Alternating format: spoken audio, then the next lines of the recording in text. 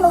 এত দেরি করে মানুষ বিয়ে বাড়ি থেকে পালিয়ে আসে কি চারটিখানি কথা? সন্ধ্যার আগে বাবা লকার থেকে 5 ভরি স্বর্ণ আর 5 লাখ টাকা নিয়ে এসেছে।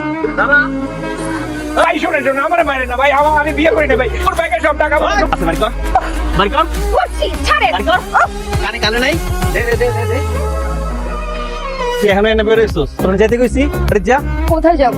বাড়ি থেকে ফেসবুক প্রেমিকের জন্য পালালাম। আমি কোথাও যাব না, আমি এখানেই থাকবো। টাকা পয়সা সব হারাইছিস আরেকটু পরে থাকলে কিন্তু ইজ্জত হারাবি মান সম্মান থাকতে থাকতে যা আপনারা মানা করছি না বসে থাকতে ঝামেলা হবে বলছি না কই যাব? জান নামে যান এই এই এই এটা কি আজকে রাতটা আশ্রয় দেন, কালকে সকালে চলে যাব। কত যে আশা করছিলাম ভাই আপনি সব দুলিশ চত্বরে দিলেন ভাই সব তবে ভাই ভাবি কিন্তু মাশাআল্লাহ আপনাকে জোড়ি হ্যাপি মানাইছে ভাবি আপনার কপালটা কিন্তু ভালো যে ভাইয়ের মতো একজনও পাইছেন বুঝছেন আচ্ছা আমি যাই আপনাদের দুজনের ঘর সাজায় হ্যাঁ জায়গা এই যে শুনছেন, এত বেলা করে কেউ ঘুমায়? উঠুন, নাস্তা দিয়ে গেছে নাসিম, নাস্তা করে নেন। আমার ক্ষুধা লেগেছে। ক্ষুধা লাগছে তো খান কিভাবে খাবো?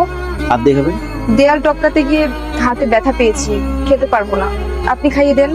এত রাগ করার কি আছে? ঠিক আছে, আমি খাবো না, আমি না খেয়ে থাকবো। না করেন একটা কথা বলি, তোমার ফ্যামিলি থেকে কি অসুস্থ? কে অসুস্থ? আমার ছোট বোন রুমকি, ওর ব্লাড ক্যান্সার। ছোটবেলা থেকে স্বপ্ন দেখতো ও বড় হয়ে ডাক্তার হবে, গ্রামের মানুষের ফ্রি চিকিৎসা করানো, কিন্তু আজও নিজেই বিনা চিকিৎসায় মরতে বসেছে। ওই জন্যই আমি আসলে দেশে হারা হয়ে কোনো পথ না পেয়েই চিন্তাই শুরু করি। আচ্ছা, আগে কি করতে? আমি আগে রশিদ বিল্ডার্স এর হেড অফ